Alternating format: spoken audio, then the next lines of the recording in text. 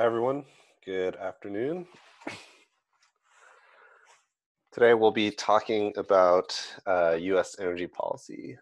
So we've been sort of skirting around various issues of policy in regards to a lot of the energy technologies that we've been covering in class so far. And now that hopefully everyone is comfortable in this domain and knowledgeable about the technology, we'll do kind of a deeper dive into looking at energy policy, including a couple case studies of significant regulation and legislation that's happened in the United States. Next class, we'll actually dive a little bit deeper to look at what states are doing. Okay, so let's begin. So the first thing to note is that energy policy is quite challenging, and one of the main reasons for that is that there are many different goals for energy policy, and these goals may not always align with each other. And in having this sort of conflict, decisions need to be made about what sorts of goals you're going to be achieving, and sort of what trade-offs that you're going to be having. And so these goals include things like economic growth, energy supply and security, environmental goals, and then one that's probably less relevant for the United States, but I think is worth including is thinking about energy access, because that is one of the more serious trade-offs that developing countries are having to do when thinking about making policy regarding energy issues. There are lots of different stakeholders, and those stakeholders will almost always have fairly different goals in mind, and that can pull sort of policy making in different directions.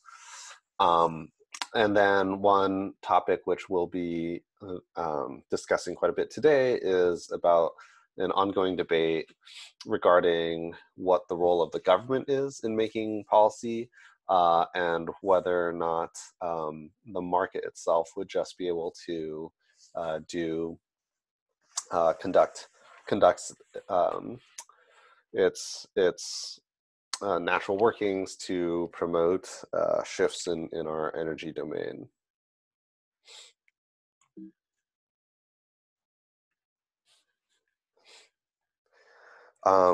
So to talk a little bit more in depth about each of these goals, from an economic perspective, we want to do things like reliably be able to meet fuel and electricity needs, right?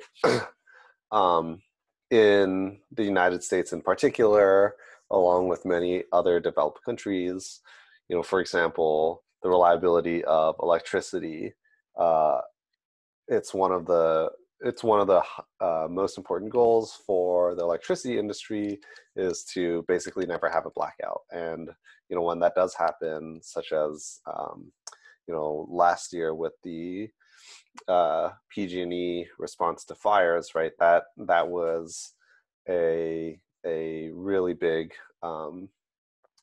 impact, and consumers were very unhappy, right? And so one of the prime economic goals is again to provide these things as they're needed. We want to limit the costs and economic vulnerabilities, and provide for, on an energy basis, economic growth. Investments in energy supply themselves are actually leading to large stimulus of the economy. So more than $1.6 trillion was invested in 2013 in terms of energy. And that that amount has continually gone up over the last several decades. So here saying in the span of almost 10 years, it's doubled. And a lot of that has been going into renewable development. A lot of that has been going into energy efficiency. And as we talked about in previous classes, right, these things can help boost the economy, create jobs. And so oftentimes developments in the energy sector, coincide with lots of big economic benefits. In terms of just like raw size of and scale of the energy sector, it accounts for about 10% of the world trade, and about 20% of the US trade deficit. And so these issues are hugely important to our economy, and any particular energy policy that gets passed is likely going to have a fairly substantial impact on our economy, on jobs, technological development, and so forth. Of course, one of the big goals is, and reasons for why we are shifting sort of our energy supply, is specifically to meet environmental goals. This not only is about climate change, so limiting greenhouse gas contributions, but also improving urban and regional air quality. So pollution in itself has fairly large economic impacts, and you actually get sort of these co-benefits by cleaning up your energy sector, both by reducing pollution and by reducing climate change. Other issues include things like nuclear incidents, both for accidents and waste management, right, which we've talked about in the nuclear lecture. We want to limit impacts on ecosystems, water use, land use. All of these factors tie into environment, and they're all fairly sort of correlated, especially with climate change, pollution, water impacts. All of these things with traditional fossil fuels tends to have a fairly large footprint. Whereas as you switch to renewables, you're benefiting across the vast majority of these categories. For Homeland and national security, this has to do with sort of energy independence, right? And so one of the big topics of energy use and the sector in general, especially as it pertains to oil, are conflicts over these resources. As I had talked before, a lot of researchers have pointed out that there is a hidden cost of oil. Oftentimes that includes things like wartime costs associated with wars where we have a sort of stake in the fossil fuel supply, particularly in the Middle East. And so if you think about including that into sort of the economic impact and other sort of social, cultural impacts, this is something that by transitioning away from oil and gas, we're able to reduce a lot of these co-benefits in reduction of conflict. Similar type of thing for nuclear weapons. You want to avoid the spread of that from nuclear energy. Reducing vulnerability of energy systems to terrorist attack. That has been sort of constantly a topic of concern since 9/11. And basically make it so that we are self-sufficient, self-reliant on systems of energy that don't sort of compromise the national sort of interest. And I'll also mention in the very last point that climate change has been not only something that we're thinking about in terms of the environment, but also something that's has strong consideration for national security. In fact, a lot of the U.S. armed forces consider climate change to be one of the most important factors as it relates to their needs and operational capabilities, because climate change does have a big impact um, on how the military operates.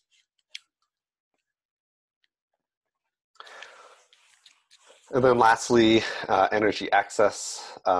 Again, this isn't something that I would say is necessarily focused or centric to the US, but being able to provide equitable and reliable energy to everyone is an important goal. And oftentimes that trade-off can conflict with things like uh, environmental goals, because maybe you have sort of a less emphasis on getting the cleanest energy source possible, as opposed to just getting cheap, affordable energy for those without it. And oftentimes, this sort of thing improves quality of life, but also supports many of the economic goals. Once you have access to energy, it opens up the world to many more activities that you're able to do. It can increase income, because you have, even if it's something as simple as lighting, you have more hours in the day to do things, right? All of these things will improve the economy. And so oftentimes the energy access goals and the economic goals are sort of well attuned with each other.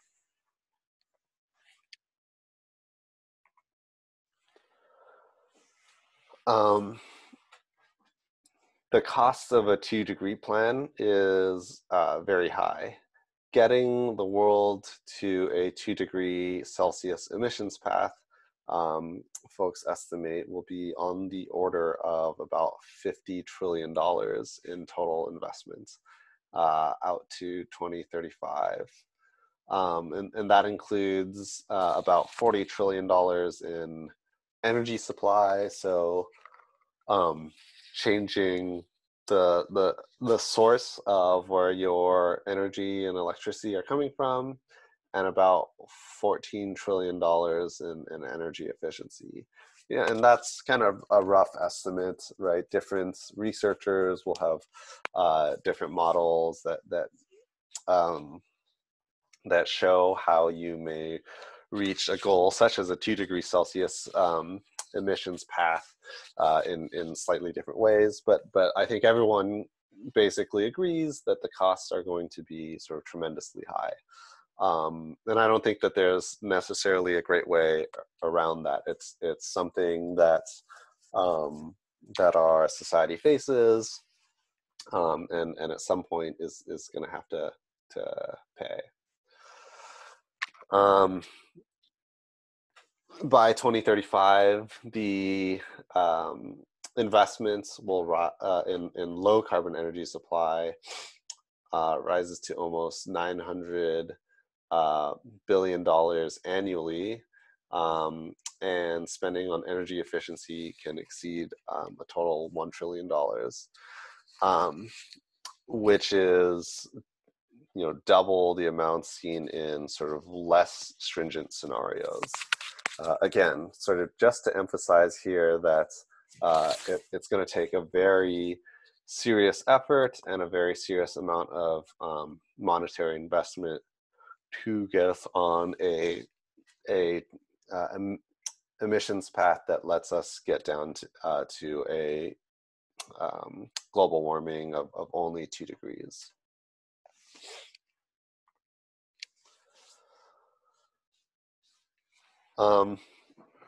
And as I mentioned before, a lot of these energy policy aims can sort of come into conflict, right? Oh, okay.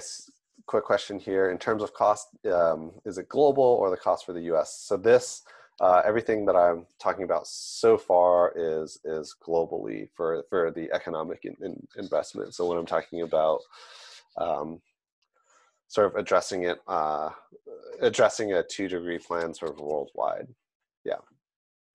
Good question. But most of the other material, as we get a little bit more specific, is going to be talking about U.S.-centric issues. So cost minimization versus modernization. Um, when we think about transitioning to other fuels, it often means that you are making investments in more expensive technologies. And you could, in theory, think that's all well and good, and that we should just sort of, put more money into installing more, solar, for example. Um, but one of the issues with that is that at a higher cost, um, maybe those type of investments are not going to look as good as, if I were to just buy like a coal plant or a natural gas plant. And even if you're sort of altruistically doing it for the environment, then you might get, beaten out by other energy suppliers who are able to do it more cheaply, right? And you just go out of business, and that doesn't really help anyone. And so that's where I think that energy policy really needs to step in to sort of level the playing field.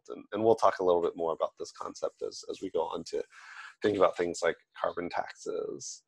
And so oftentimes you are doing this higher cost thing, trade-off in order to get environmental improvements. And if we can value those in a certain way, then you could let the market sort of work for itself to get the most environmentally friendly things, or you would have to do some kind of regulation that would have requirements for environmental improvements.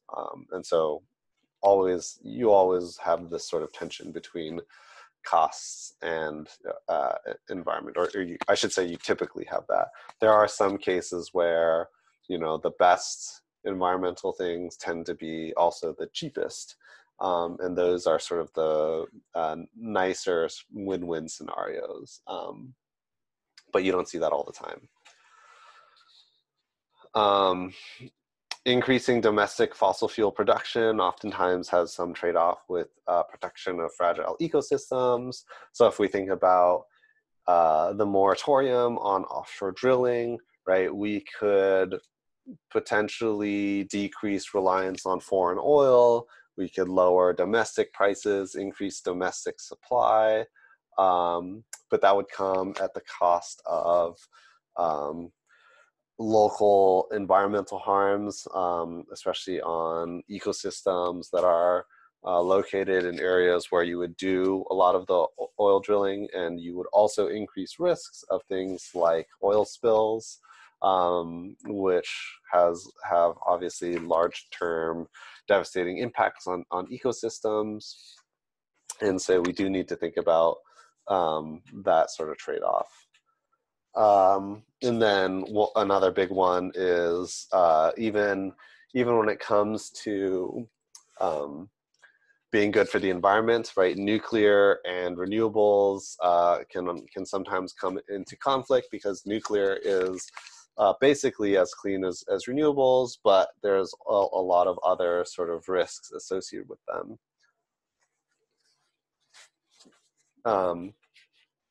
And so again, I would encourage you guys to think about with regards to, how policies have pushed forward a lot of the technologies that we've talked about, whether it be natural gas or solar, or even in transportation like electric vehicles. Like what sorts of trade-offs are we making in terms of the goals the 4 goals that I had outlined?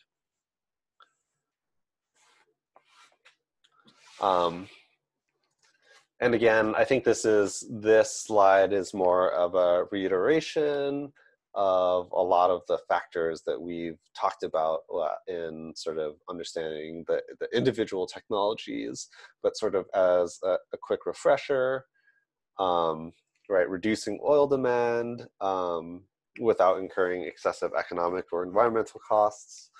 So if you could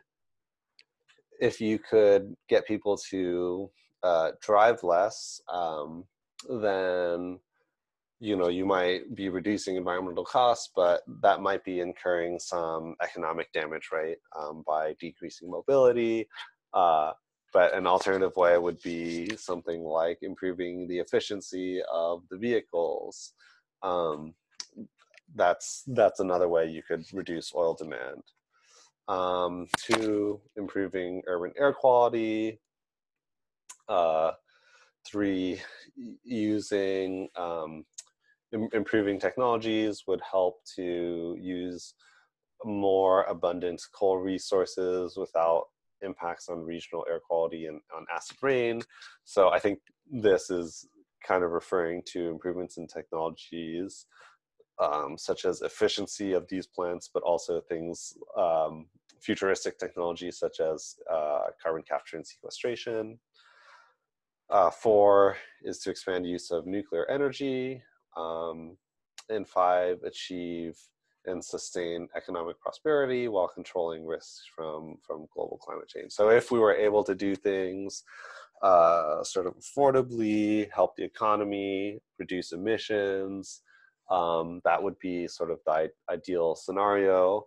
And a lot of times, technology improvements are the things that are helping this. And to give some perspective of this, I think one example of a particularly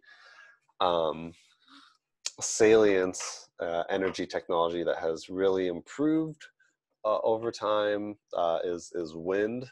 And so wind turbines, wind farms used to be a lot more expensive, but now are able to compete with some of the cheapest energy technologies, such as natural gas, and they do so with very low environmental impact, right?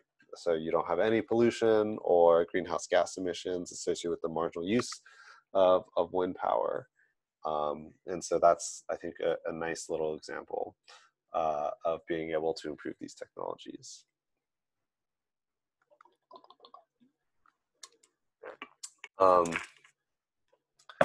A successful energy policy must nurture new technologies. And so we want to help society identify and deploy a suitable mix of the energy supply, and also to improve end use options, so improving things like efficiency.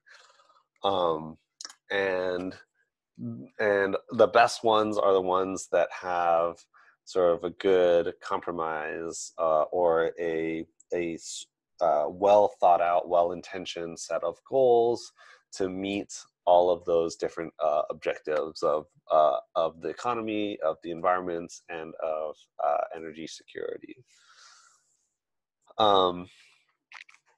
Oftentimes that means that you are promoting technological advances. And so there are limitations to sort of any energy supply, whether it be old or new. But by promoting some of the technological advances, you're essentially just giving yourself more options, right?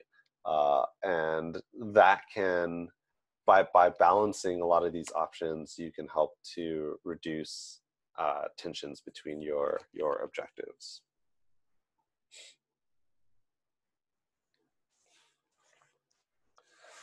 But it's more than just technology.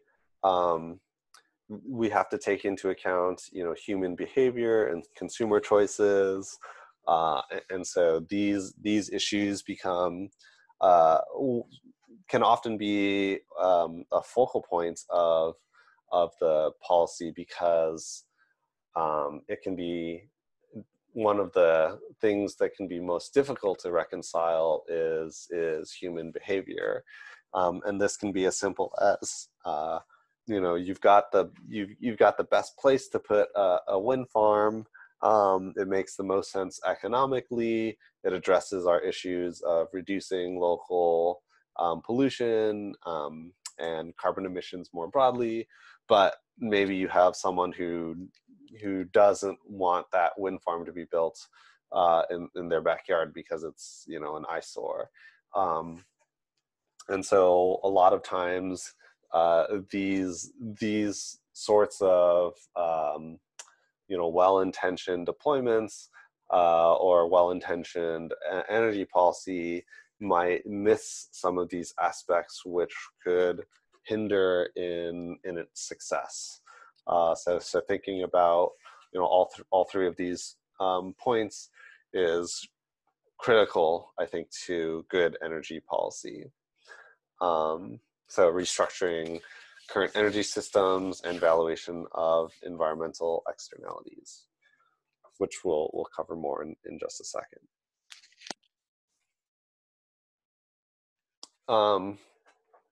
So current issues in U.S. energy policy. So I think that there are a lot of these that pertain specifically to transportation and transportation fuels. So things like oil dependency and the role of domestic oil. But more generally, these things cover a broad set of goals and aims that we've seen discussed in the policy realm over the last decade. And we're going to do a deeper dive into a handful of these. Climate change and the US economy is probably one of the biggest ones, or at least is sort of tied into a lot of the subpoints from energy supply security. And also will tie into environmental and resource impact goals. So those type of issues are oftentimes sort of well correlated and lumped together, but not always, right? So air pollution, water, land, and material use and impacts.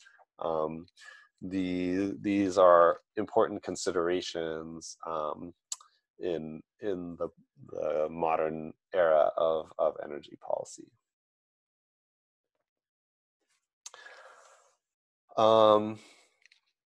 Okay, so before we talk about specifics with legislation and other sort of energy policies, I did want to discuss about the difference between legislation and regulation.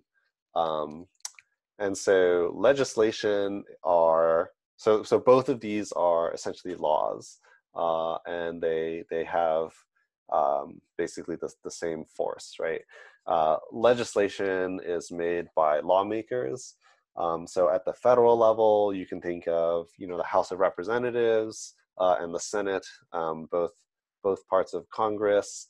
Those the laws that come out of that Congress are pieces of legislation. Whereas regulation is made by regulatory agencies. And so this could be something like the Environmental Protection Agency, the Department of Energy, the Department of Transportation. They are,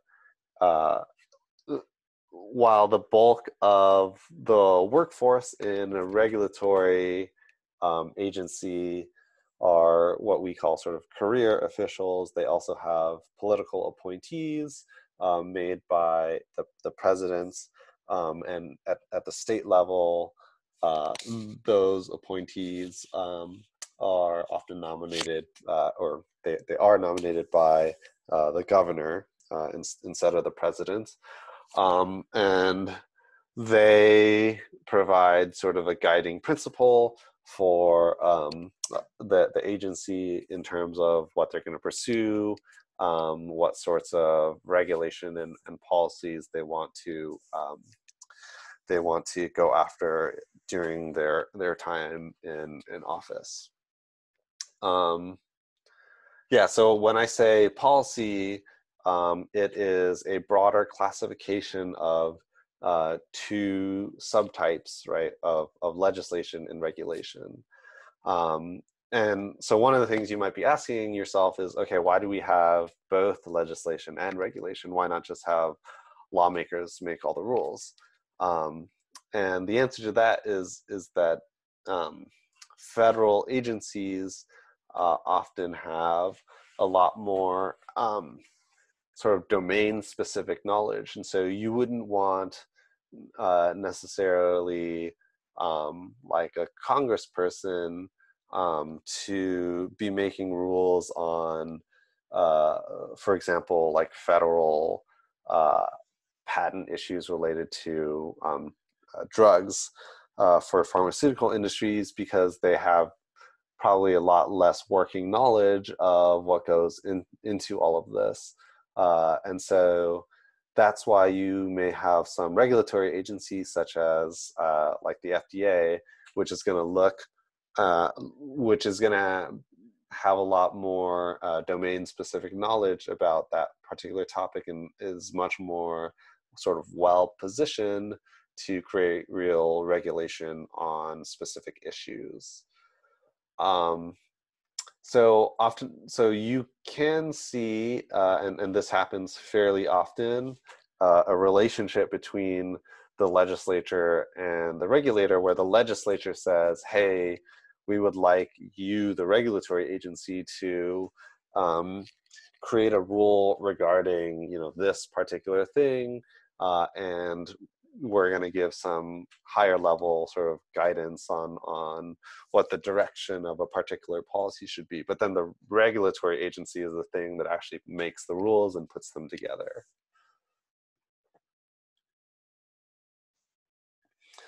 So for those who aren't aware, the way that legislation gets made is that you have some kind of representative. So, right, that could be a House member or a Senate member, or in California we have the Assembly and the Senate, and so Assembly member or Senate member can draft a bill. That bill gets formally introduced, and then you have what are known as committee hearings. And this process, again, is a little bit simplified.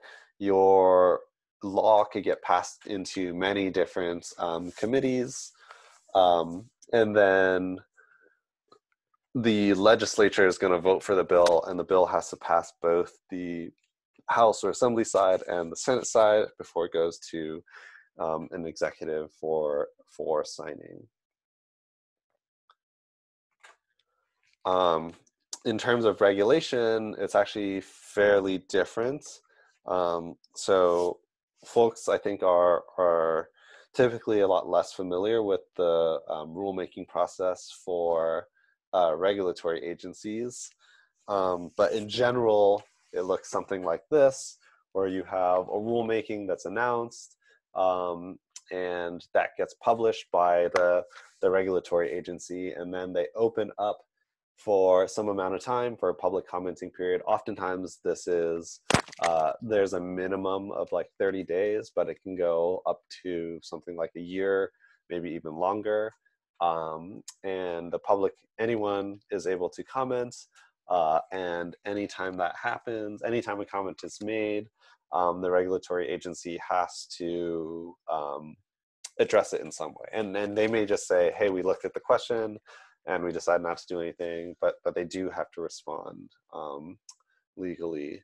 And so after responding to all of the public comments, they can rework the rule if need be and publish the final rule, which is essentially codified into law. Oftentimes there are, for larger scale policies, these midterm reviews, which allows for the regulatory agency to revisit the way that they put the rules together and make changes if needed. So unfortunately, as you can imagine, across this sort of lengthy process, these days there's a lot of sort of partisan politics that have made it difficult to reach a consensus, particularly in energy policy. So what we're going to do is think about a brief history of U.S. energy legislation to sort of start off. And I think the context for a lot of these policies can be broken down into these sort of several decadal periods where with a specific sort of goal in mind. So supporting the growth of the U.S. industry prior to and throughout World War II, managing an energy surplus, coping with energy shortages, sort of the opposite. So this had a lot to do with the oil shortages and the energy crises sort of surrounding that. In the 1980s, deregulation of the electricity industry was a really hot topic, and that's something that we had discussed previously, right? In one of the lectures where we talked about basically companies or governments or local regional governments that were able to control basically all aspects of the supply chain for electricity, so owning generators and transmission lines and distribution lines. And once that was sort of broken apart, allowed for more competition and potentially for costs to fall.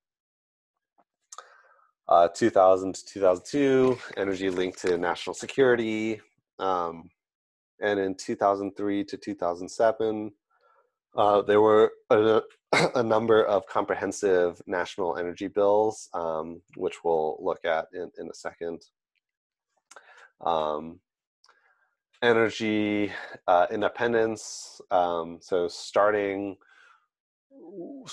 in the sort of Obama era period, this is related not only to oil use, but also to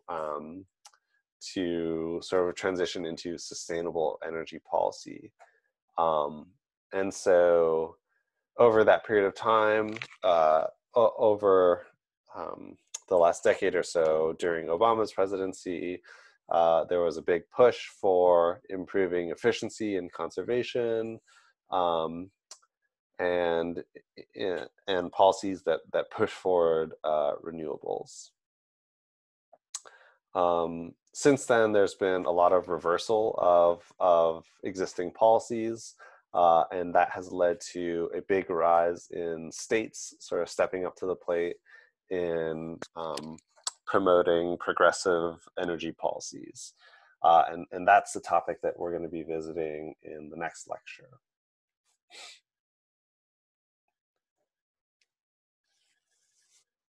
I'm going to quickly go through some of the energy legislation that's happened over the various periods that we had just talked about. I'm not going to talk about all of these. This is more, again, a list for your reference. I don't expect anyone, for example, to memorize any of this. But some of the more important ones I'll talk a little about in more detail. So in 1935, the Federal Power Act and the Public Utility Holding Company Act laid the groundwork for a lot of what we see in the electricity industry today in terms of how they're operated and how they're regulated. And so it, in 1935 established the Federal Power Commission, and also had regulations on electric utilities, and this limited the scope of a lot of the utilities, and we'll see how sort of future policies have changed what the Public Utility Holding Company Act tried to do originally. and has led to, as I mentioned, this issue of deregulation in the electricity industry.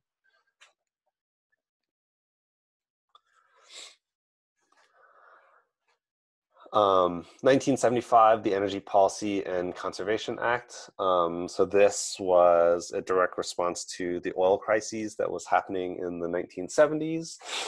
And it was also the piece of legislation that allowed the Department of Transportation, or basically required the Department of Transportation to establish these fuel economy standards.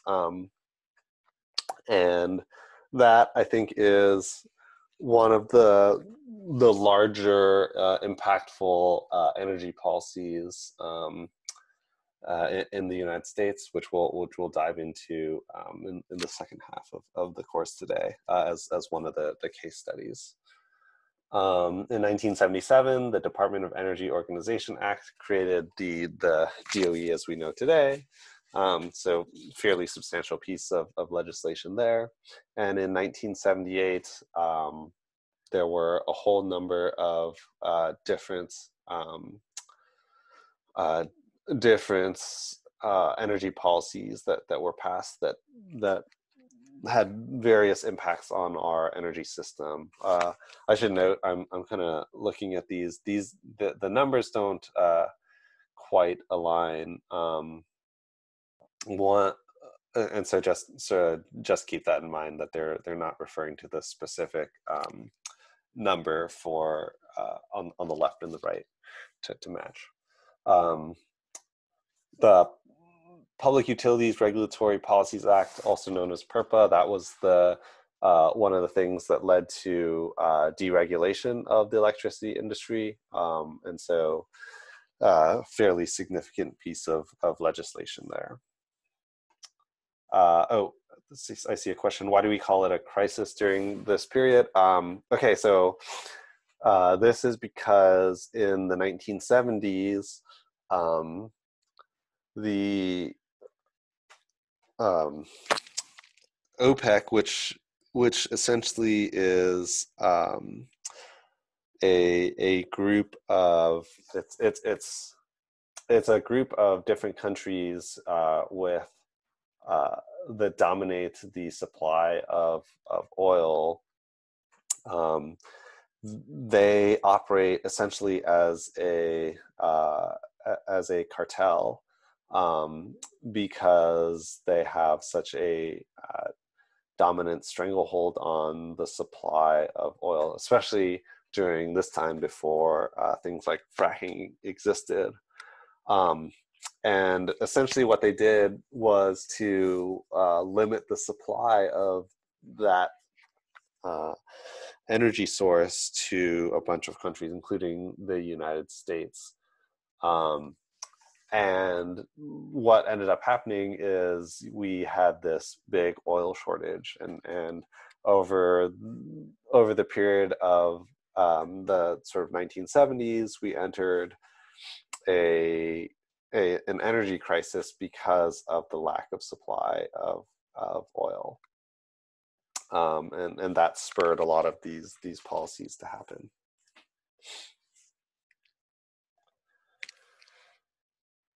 The 80s to 90s, you have a lot of these energy policies getting passed. I think part of it is kind of the Department of Energy sort of getting ramped up and doing and having greater sort of involvement. And then, let's see, in 1992, there was a larger scale Energy Policy Act, which among other things required alternative fuel vehicle use in some private and government fleets. Since then, there's been a number of Energy Policy Acts. They're either called that or something similar, like in 2007, the Energy Independence and Security Act. In 2009, following the big recession that happened in 2008, the American Recovery and Reinvestment Act of 2009 was passed, and this basically poured a bunch of government money back into the economy.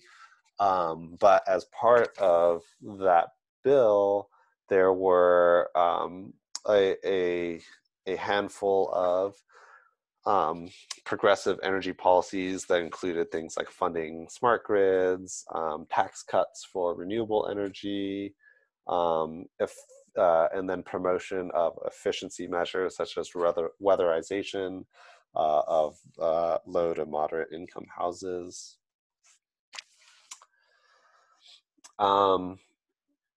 Since then, I think there have been a couple other notable pieces of legislation.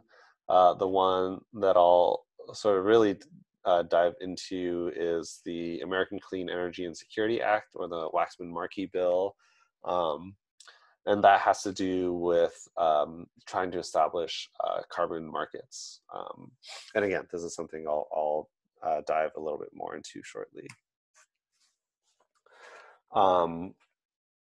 So a lot of these policies are sort of dual focused, again, where you have these goals of improving the environment, but also trying to make things as economic as possible. When it comes to legislation that has sort of purely been sort of consideration of in consideration of climate change, they haven't been sort of as successful, I would say. Oftentimes it needs to be coupled with economic benefits. So in 2003 and in 2005, the Climate Stewardship Act failed to pass in the Senate. In 2007, House Speaker Nancy Pelosi announced she would form a U.S. Congress subcommittee to examine global warming, and that is still sort of going strong today, which is good. Couple other bills that failed to pass: the Global Warming Pollution Reduction Act, which failed in committee, and then the American Clean Energy and Security Act, the Waxman-Markey bill that I was mentioning, was closely contested in the House, but failed to pass in the Senate. And in 2011, there was a bill that would prohibit the EPA from regulating greenhouse gases as pollutants, but that never ended up coming to be. Actually, that particular bill would have been unconstitutional because of a judicial ruling that happened several years before that, and we'll visit that in the second half of the lecture. Okay, so before we dive into thinking about, so backing up for a second and thinking about higher level approaches for energy policy, why don't we take a break for 5 minutes and start again at 1:04.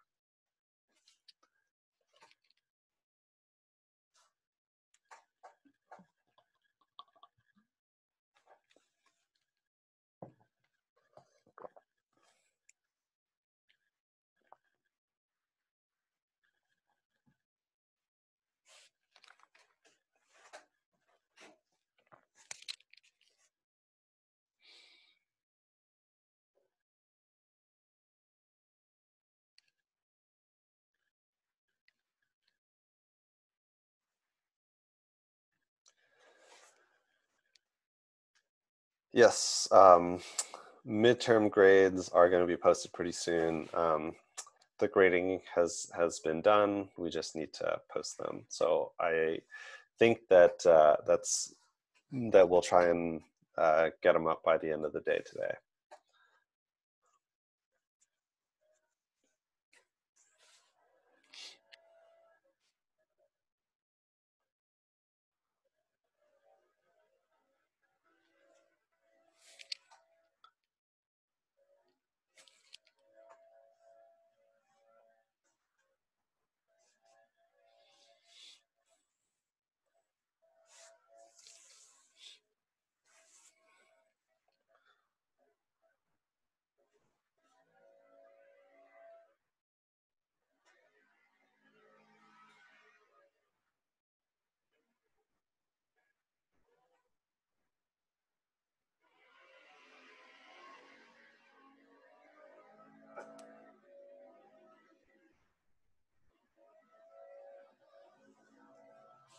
Yes. So solutions for assignment 2 and for the midterm, yes, we will be posting those. Um, the midterm solutions will go up shortly. And for assignment 2, we'll put them up once the grading is completed.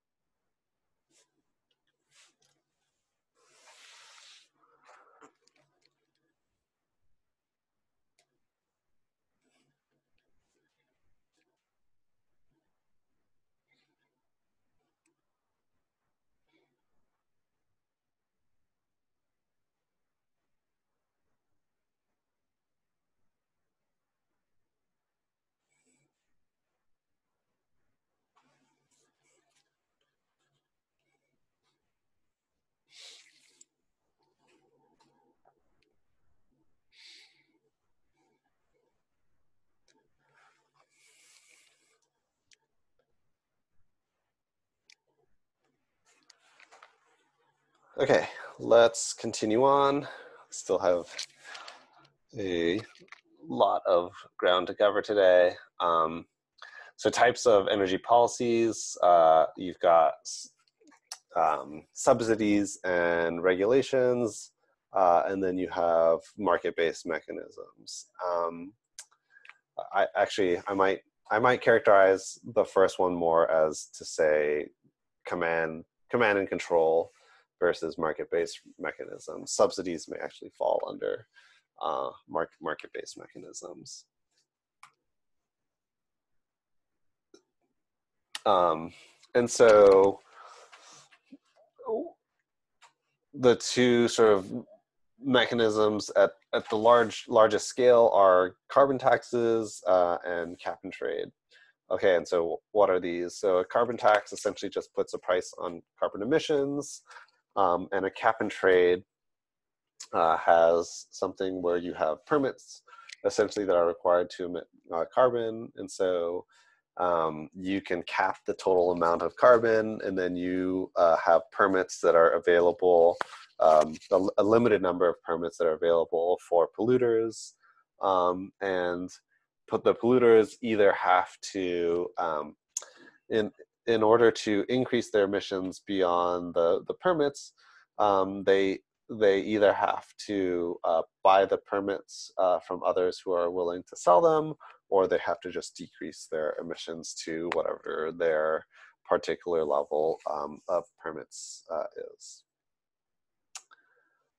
Okay, and so we've talked a bit about carbon taxes here and there. So I wanted to make sure that everyone is sort of understanding this concept. And so the carbon tax essentially operates around this principle of externalities. And an externality is a benefit or cost that affects the third party, who did not choose to incur that benefit or cost.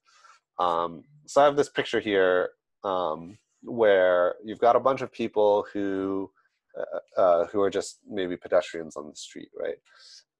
And so if you happen to be walking along the street and a bus comes by and pours a bunch of diesel combustion smog and emissions into your face, that is essentially what we'd call an externality, because you as a pedestrian are not involved in any of the transactions that are happening regarding the use of that bus, right? So you had nothing to do with driving the bus or owning and operating the bus or riding the bus, but you still get affected by the use of that. And so what a carbon price is all you do is you price the externality related to the carbon emissions used. So, for example, in that bus example, if it emits some amount of carbon, then the company that the bus company or transit agency, for example, that's operating the bus has to pay some extra money to the government because they are emitting this carbon, right? And maybe that gets passed down to the bus riders at the end of the day. But actually, that from a economic efficiency, if you talk to an economist, this is literally the best thing that you could do to address climate change, right? And that's because a carbon tax can have many sort of downstream effects. Okay, it can encourage less use of the pollution. In other words, the price of the bus ticket, right, goes up because the bus company is passing it down to the consumers. So fewer people will be using that particular technology. And so in this case, maybe the bus is not the best example because, we do want to encourage things like public transit. But you can imagine, basically it's saying that the dirtier something is, the less you're going to want to use it because the more expensive it will be. From the side of the polluter, it can actually cause investment in cleaner technology. And so maybe at a certain point, there's a trade-off where you say, hey, we should just get rid of this diesel bus and instead get an electric bus, because then we wouldn't have to pay this carbon tax, right? Or the carbon tax would be much lower. So there's this monetary or economic incentive, this pushing force that's pushing you towards cleaner technologies. And then the last part of it is that, if there are still people who are using the bus and they're paying that extra money, where does that money go? Well, the money can be going to help alleviate the damages that it's causing. And so in the bus example case, maybe you have a higher incidence of respiratory disease or lung cancer. One thing that you could do with these funds is to directly help to alleviate and pay for the damages that are being caused. But probably in a more progressive use, oftentimes that money is sunk back into investment of new technologies that will help to clean the system and replace whatever high polluter is being used. So the carbon tax is this really powerful mechanism that has all of these downstream effects that essentially get you to shift away from use of a dirty technology to use of a clean technology. In the electricity sector, this is like even more salient, I would argue, because it is independent of sort of consumer behavior and preferences. We talked about in the electricity sector, the way that a plant gets chosen to turn on is based off of how cheaply it can produce electricity, right? And so it's simply just going to turn on all my renewables first, then nuclear, then hydro, and then coal, and then natural gas combined cycle, and then other types of natural gas. what can happen in this case is that if you enforce a carbon tax, then that can change the order in which you dispatch the power plants. And in fact, that may cause coal plants to move farther up because they get more expensive, and that could get natural gas plants to shift down to the left because relative to coal plants, they may not be emitting as much. And so you can get this shift from dirtier source to cleaner source with no sort of intervention in human behavior that would have really large benefits for the environment. Okay, and so there's this more fundamental question of, okay, maybe we agree that the carbon tax is a good thing. What should the carbon tax be set at? And that in itself can be a controversial topic. A lot of places that do have a carbon tax, many folks will agree it's too low. And so what is that sort of relative to? There is this figure called the social cost of carbon. And this is a number that is put together by a whole slew of different researchers and modelers, especially those, or I should say that this particular number has been derived from the IPCC reports, the Intergovernmental Panel on Climate Change. What they've done is to model essentially what happens as we have different amounts of carbon in the atmosphere, and how that relates to damages that are caused. And so I can monetize that and have a sense of what the equivalent amount of damage that is happening from carbon emissions, and therefore what you may consider as a price point to set a carbon tax at. The damages can be really difficult to capture, and there are definitely limitations because you don't really have the ability to monetize certain types of damages, especially things like ecological impacts. For example, how do you value, for example, a coral reef dying in the ocean? And sometimes you may have lack of information about exactly what's going to happen at certain levels of carbon. But all of that having been said,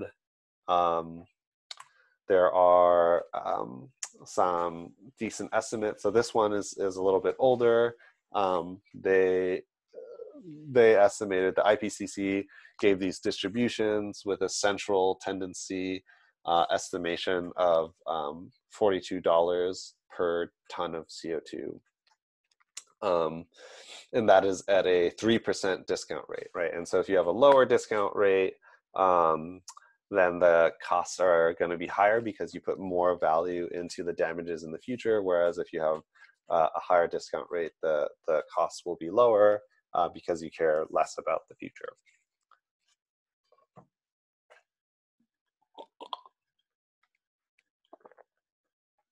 Okay. And as I was saying, this particular estimate is a little bit older. I think more recent estimates have shown that the 3% discount rate is now a lot closer to $50 per ton.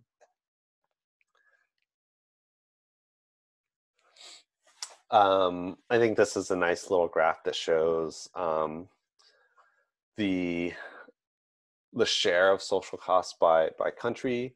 And this gives a nice little breakdown of who sort of the biggest contributors are. This chart on the right is sort of just a zoomed in portion right here so that you can distinguish some of the countries. But the social cost of carbon per million population in dollars per tons of CO2 can be seen here. And so the larger these dots are, the larger the size of the economy, and the redder they are means essentially more significant contribution of the social costs are in that country. And so when we talk about social costs of carbon, that's sort of on a global scale. But if you relegate it to how the damages are actually being done, which is not uniform from country to country, then you could have a fairly varied set of results.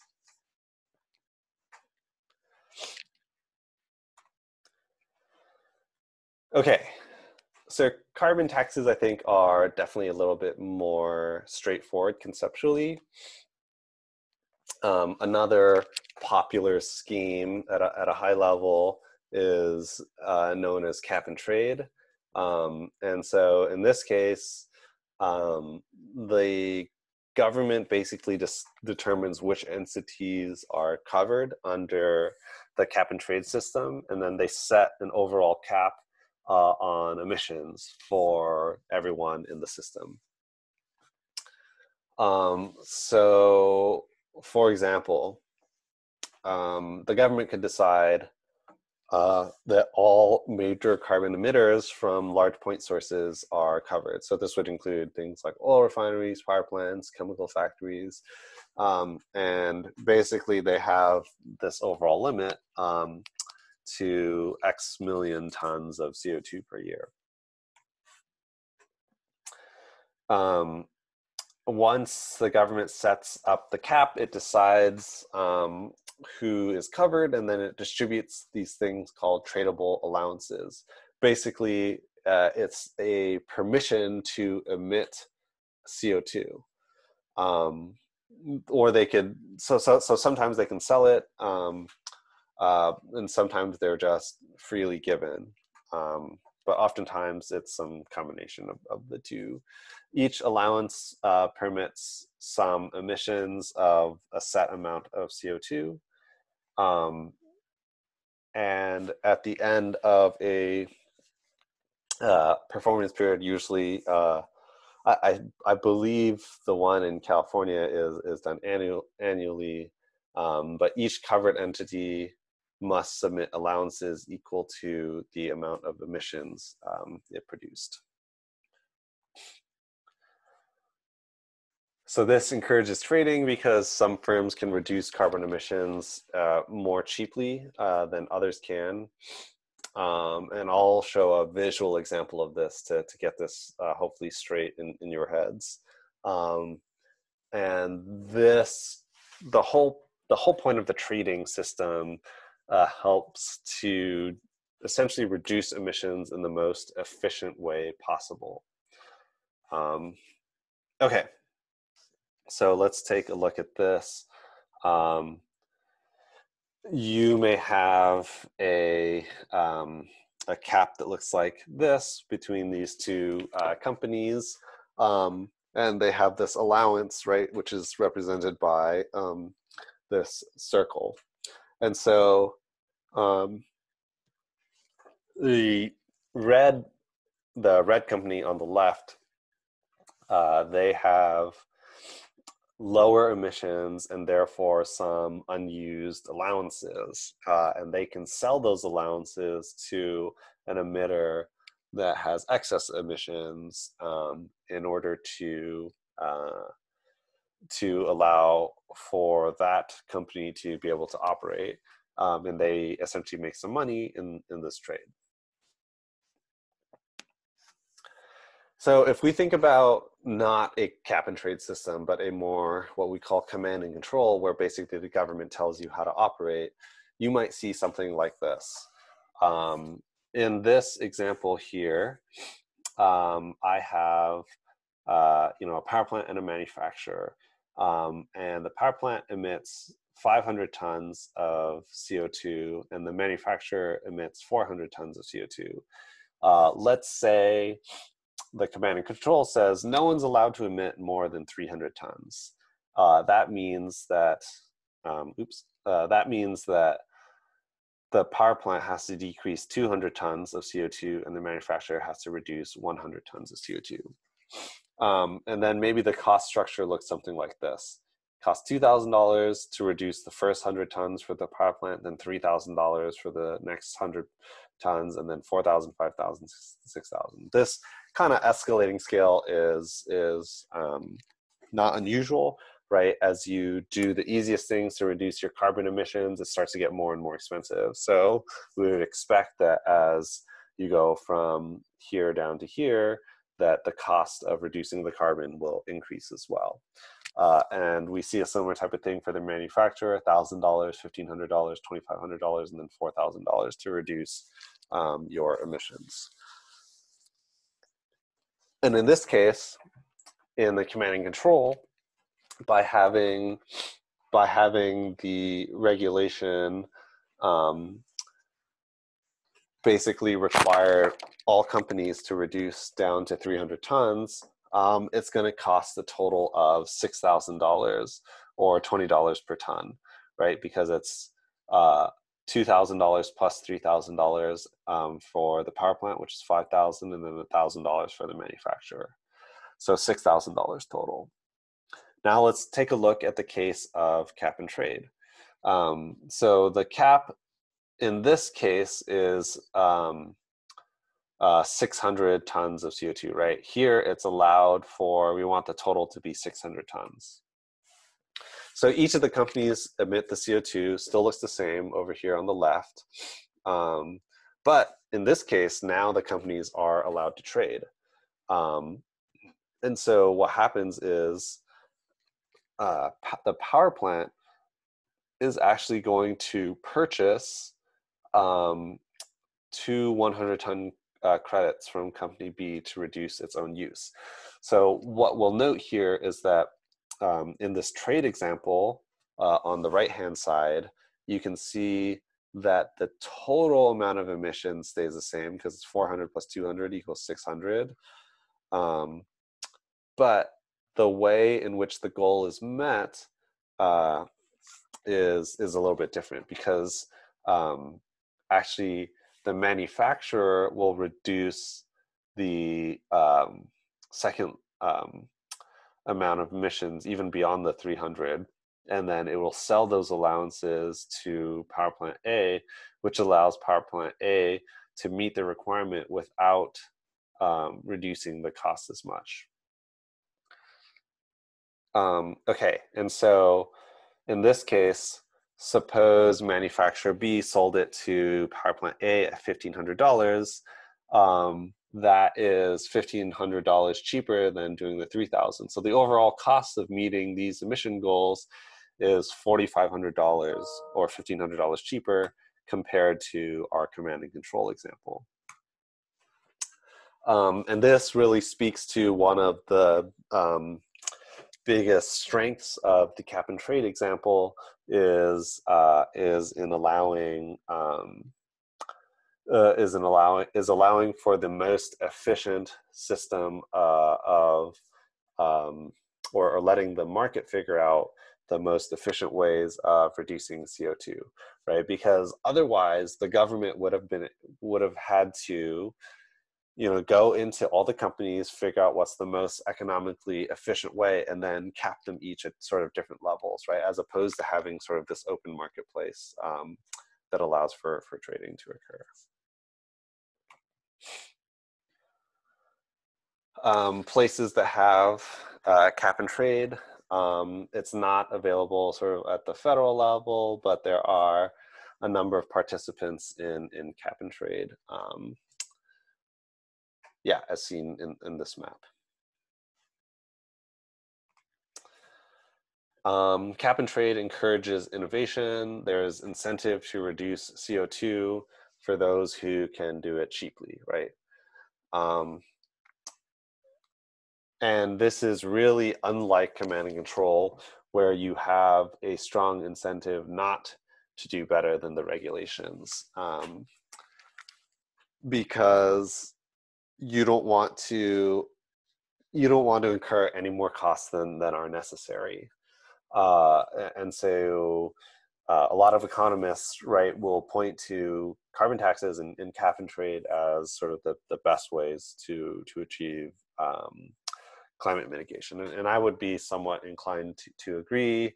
I think, and I would say, I would even venture to say that most folks in the energy and transportation sectors are sort of would agree that this is one of the more effective ways of reducing carbon emissions. It does suffer from several drawbacks, including probably one of the ones that make it very difficult to implement is that taxes in general just are not very popular and politically kind of suicidal. So unfortunately, it seems like some of the most robust strategies for climate change are kind of off the table because of political reasons and the difficulty it would get to pass something like this. And so, as I was mentioning before, the bill that was by where is it?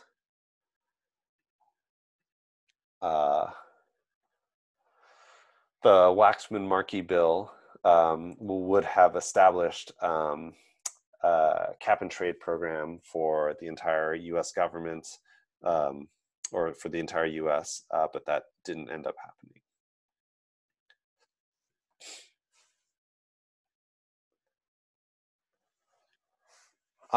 Okay, so I wanted to use the last bit of lecture to talk about a couple case studies and significant examples of U.S. energy policy. Some of these will actually overlap a little bit with topics that are being presented for the final presentations. So hopefully we'll get to learn a little bit more about some of these, but not all of them. And I probably have more than we have time allotted for today, so I may kind of carry on into next lecture. I think what the last sort of several lectures in this class are going to be essentially melding through a lot of these policies and looking at these case studies and understanding their importance and relevance in the domain of energy policy.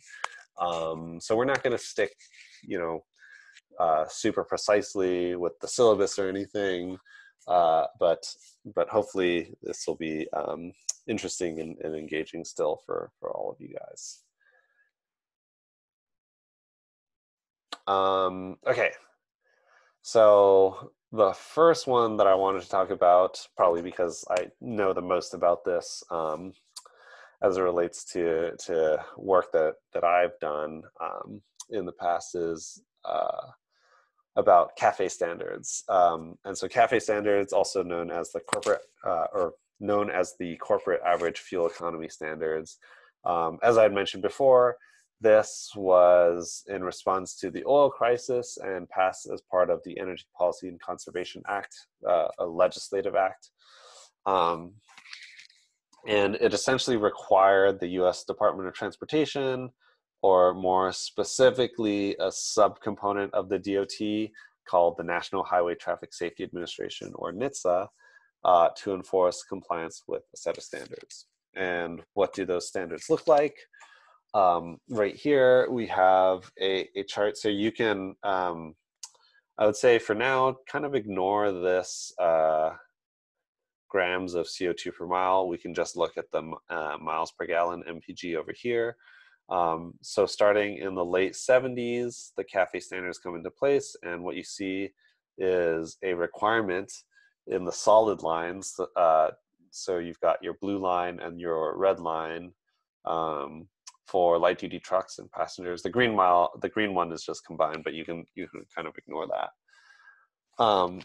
And you can see how these standards have improved over time, going all the way from say 20 mpg all the way up to 50 to 60 mpg.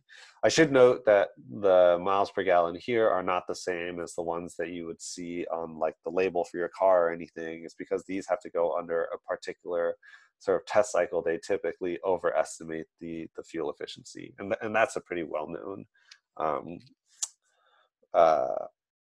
topic among transportation folk. Um, Note that the CAFE standards are a requirement for automakers, not for individual cars. So a common misconception is that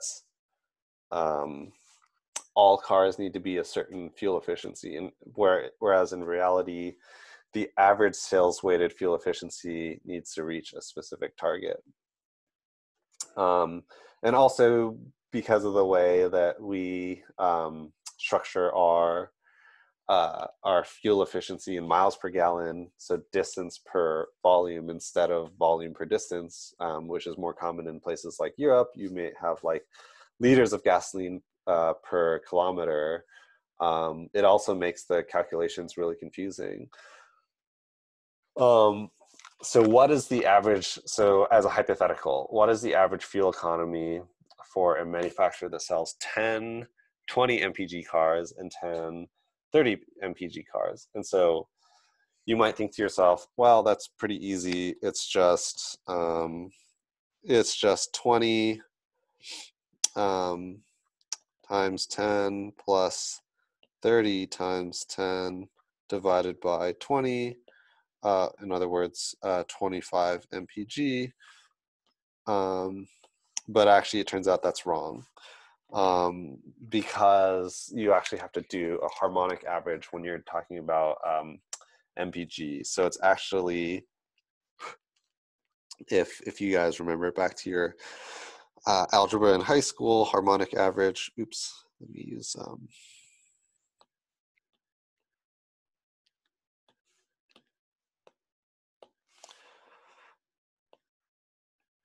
It's 10, 20 mpg plus 10 divided by 30 mpg is equal to a total of 20 cars divided by, x mpg, and you solve for x, and it should be, let's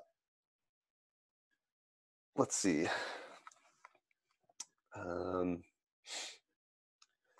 it should be slightly different from 25 mpg. So a bit of a trick question here. Just remember that for fuel economy calculations that you always have to do harmonic averages.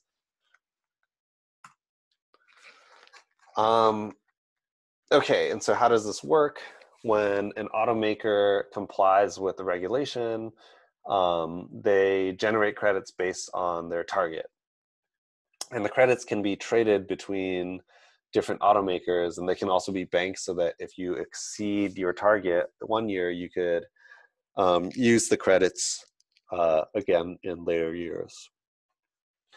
NHTSA enforces civil penalties, so $55 per 1 mile per gallon out of compliance per vehicle.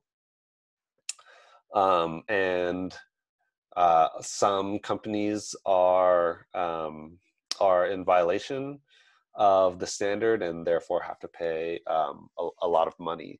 And so the general rule of thumb I like to give here is that the European automakers are pretty notoriously bad for this, and so they tend to pay the most civil penalties. In fact, you can see here, Mercedes, BMW, Porsche, Volvo, those guys are all sort of the largest contributors. Note that it's part of like a strategic decision-making process, right? Because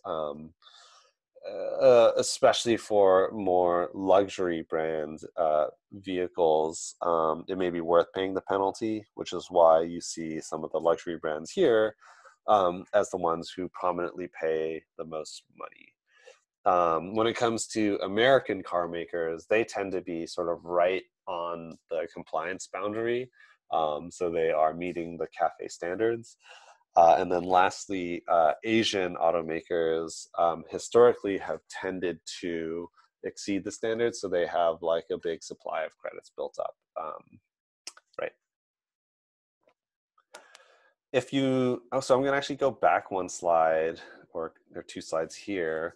One of the things that you'll notice in the blue line is that it was flat for a really long period of time. And so, because the cafe standards were frozen for such a long period of time, so this started in the George Bush Senior administration in the early 90s. The cafe standards persisted as being flat for nearly 20 years. And in California, Senator Fran Pavley, who I believe was an assembly member at the time, she's currently a senator now, decided to author this bill called AB 1493. So AB stands for Assembly Bill, SB stands for Senate Bill. That's how you know that she was in the Assembly when she wrote it. And that required a reduction in GHG emissions from vehicle tailpipes. And okay, so I need to spend some time to talk about what's known as the California waiver. Okay, so we're gonna take a quick aside here. I realize I forgot to make one slide to talk about this. So back in the 1970s, I'm sort of doing this off the top of my head, the US passed the Clean Air Act, which is responsible for a lot of the, beneficial air quality measures that we see today. Things like the like catalytic converter on your vehicle is thanks to provisions in the Clean Air Act. But when the Clean Air Act was passed in the 1970s, it turns out that California, which is ahead of the curve, actually already had a Clean Air Act. And the California standards were actually more strict than the federal standards. So what the federal government decided to do was to allow for California to continue with its own Clean Air Act regulation as long as it was as strict or stricter than the existing federal rules. And then what they did was they essentially gave a bunch of states the option to opt into California's rules or to opt into the federal rules. And so 13 other states in the United States opted into California's rules. So as part of this whole confusing thing, California is required to obtain a waiver from the federal government, specifically from the United States EPA, in order to enact and enforce any rules from their related to their Clean Air Act. And so that waiver basically grants California the ability to enforce certain rules. And if rules are changed at any time, then they actually have to get a new waiver.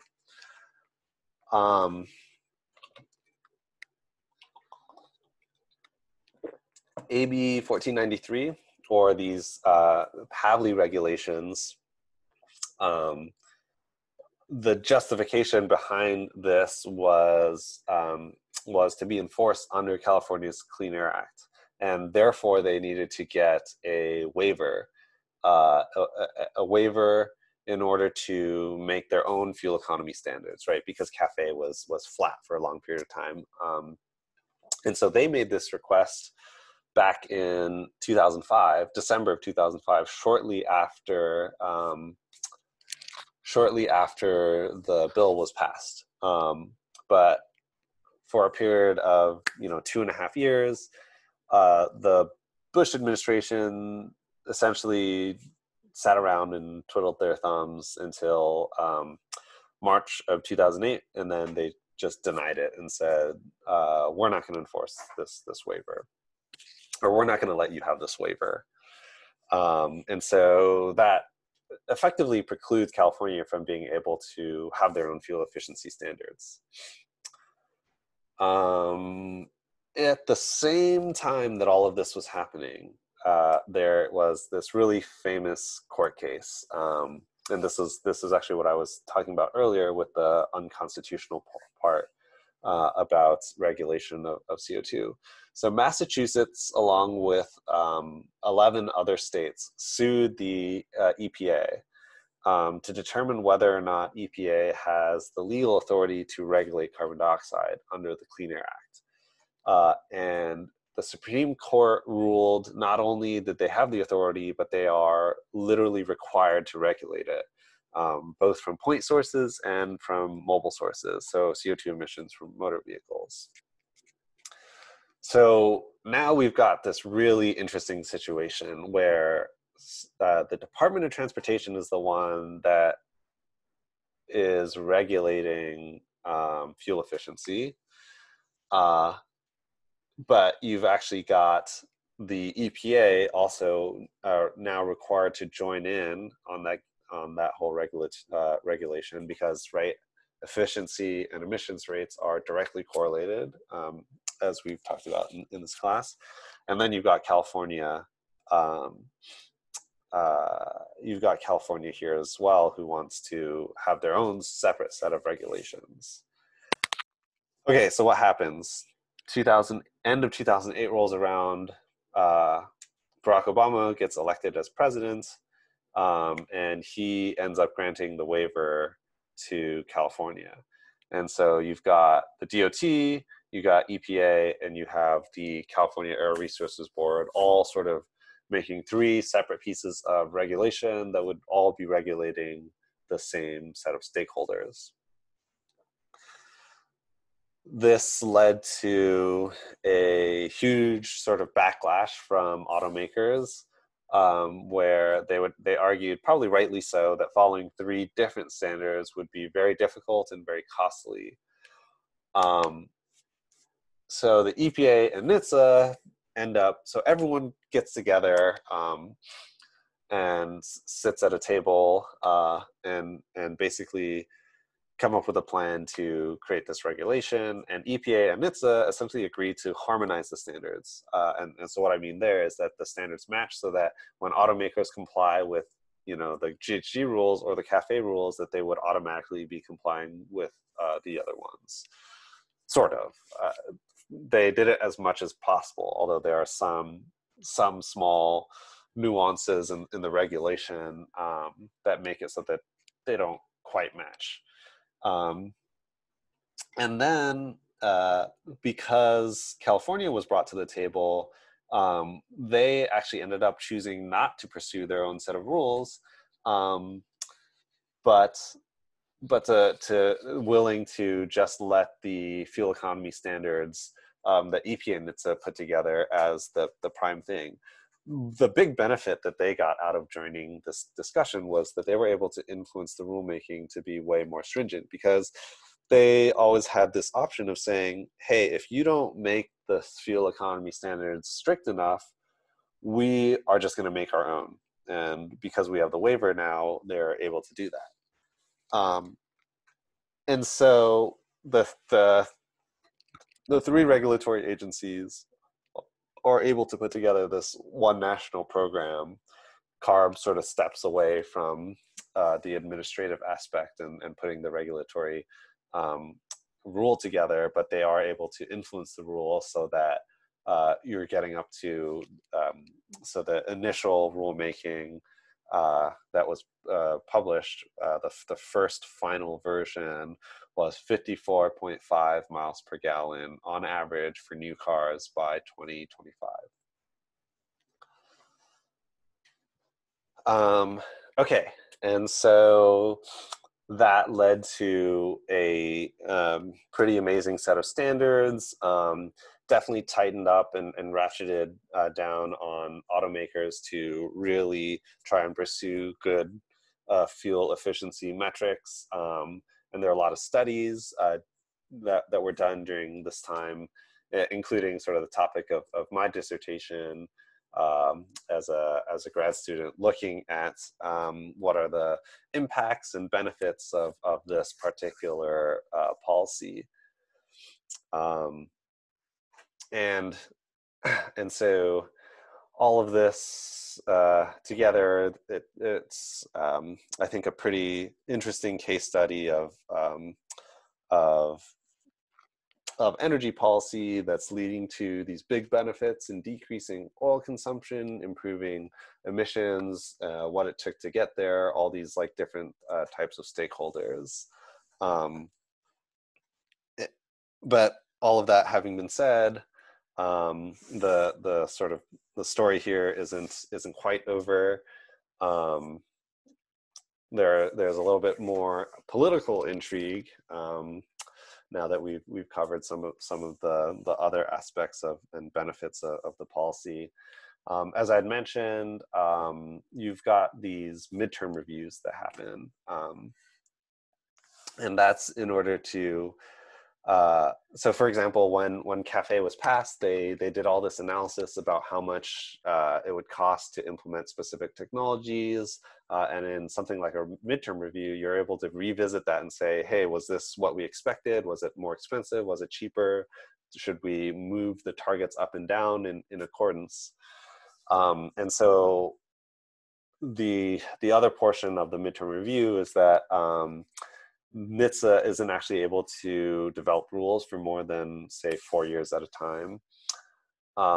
And so originally the plan for the midterm review was that it was supposed to happen over the course of 2017. So if you remember back to the slide where I was talking about the rulemaking process, for regulation, there is a final comment, there's a public commenting period, which should take a couple of months. But the end of 2016 rolls around and then Trump gets elected president. And so what the Obama EPA did was instead of waiting to 2017, during which Trump would be president, they announced a proposed rule in December of 2016, 1 month before the new presidency. And then they opened up for 1 week for public commenting, which is insane, right? Because usually you have a couple months. So everyone in the field was scrambling to put together comments. It was a total shock to basically all the stakeholders. And basically a couple days later, or so after the 1 week period of time came by, they closed the period for review, and then they basically said, we looked at all the comments and we're not going to change the rules. And so they released the final rule. They went out to 2025. And so Trump wanted to get rid of the CAFE regulation, and has been making moves with the director of the EPA, Scott Pruitt, to essentially get rid of the regulation. There are lots of institutional barriers to this. You need to go through another rulemaking process, and you're going to face substantial resistance from the environmental community. Nonetheless, there was some kind of justification to kind of quote unquote have a do-over of this whole process. And that's because of what happened in December of the previous year. It really wasn't a sort of fair, normal rulemaking process. And so what they ended up doing was passing or proposing what is known as the Safer, Affordable, Fuel Efficient rule, the SAFE rule. And essentially what that does is proposes to freeze all standards starting in 2021. And that has significant implications on technology development, on energy use, on emissions. And these include changes. So their analysis included a lot of changes about how fast vehicles would turn over, what the reduced carbon price is for benefits, looking at increased technology costs. So this was a really big sort of rollback, proposed rollback. A lot of researchers and engineers and other stakeholders started looking at the SAFE rule and doing all of this analysis, and essentially finding lots of sort of flawed issues with the regulation. And so I won't go so much into this, but to say that the rulemaking faced a substantial amount of backlash.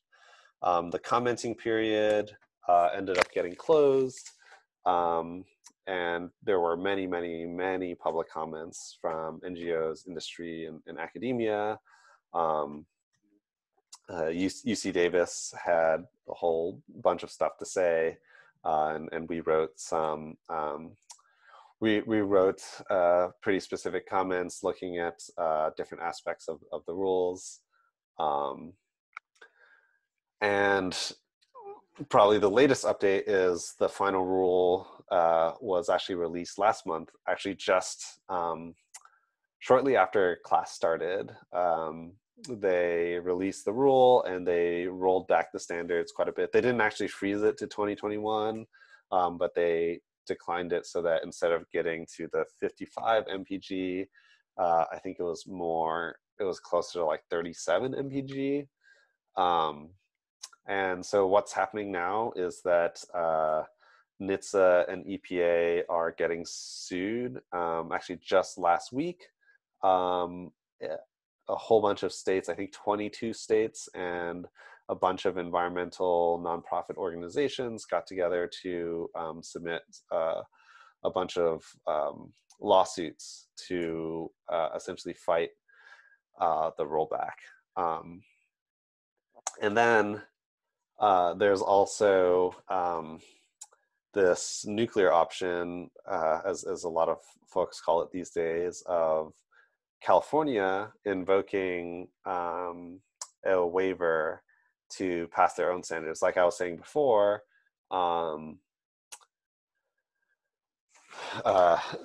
California is able to have their own set of fuel efficiency standards. And that is a process that they wanted to pursue, knowing that the waiver itself would probably get denied by the federal government. And so more recently, what they did was a sort of shocking turn of events, is that they got automakers to voluntarily comply with the standards. There's a small handful of automakers that have decided to just comply of their own free will. And that sort of preempts the need for a waiver, although there are some companies that have decided not to do that. The waiver was subsequently denied. That happened a couple months ago. And the government is actually suing California. The federal government is actually suing California for trying to get the automakers to voluntarily agree. And then California is suing the federal government for not passing the waiver. So there's a lot of lawsuits and there's a lot of like interesting political battles happening right now. But it is for an important cause. The CAFE standards were measured to be able to reduce carbon emissions compared to the older vehicles by something like a cumulative amount of 2 billion tons of CO2. Which is a significant amount of emissions. And so, I think it's a fight worth having. It'll be interesting to see what ends up happening. And I think a lot of it is going to ride on the next election, right? If it ends up being a Democratic president, then you can probably bet that a lot of these issues are going to go away, because the environmental regulations are probably going to be allowed to happen under a democratic institution. But if Trump wins again, then we're going to expect a pretty lengthy, drawn-out legal battle to get any of this stuff, to get any of the California regulations passed, and to get California to be able to have their own waiver. Yeah, so I think with the new administration, I probably shouldn't be talking too much about the politics, but a lot of the environmental regulations have taken sort of a downturn, and I would say that institutionally, one of the benefits of the way that our regulatory agencies and laws are set up is that there's a lot of protection in place, and it can be harder for the current administration to undo some of that. And so I guess I'm just glad that we have the opportunity to fight a lot of this stuff. Yeah.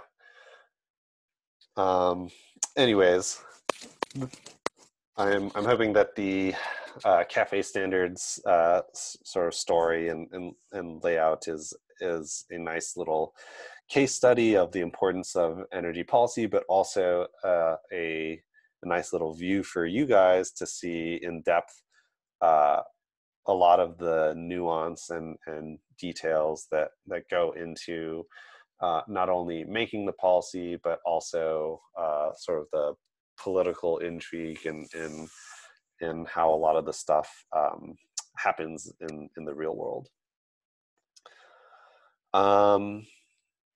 Okay, so why don't we end here for today? I have a couple other sort of case studies that we'll work through in the next couple lectures. It's probably not going to be as detailed as what I went through here, and we'll probably look at more sort of impact stuff rather than talking about exactly just the politics and how it happens.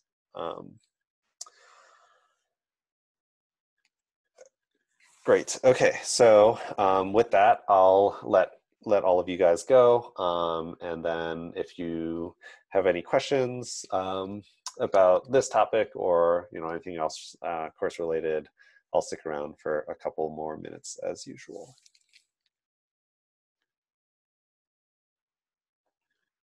1 minute.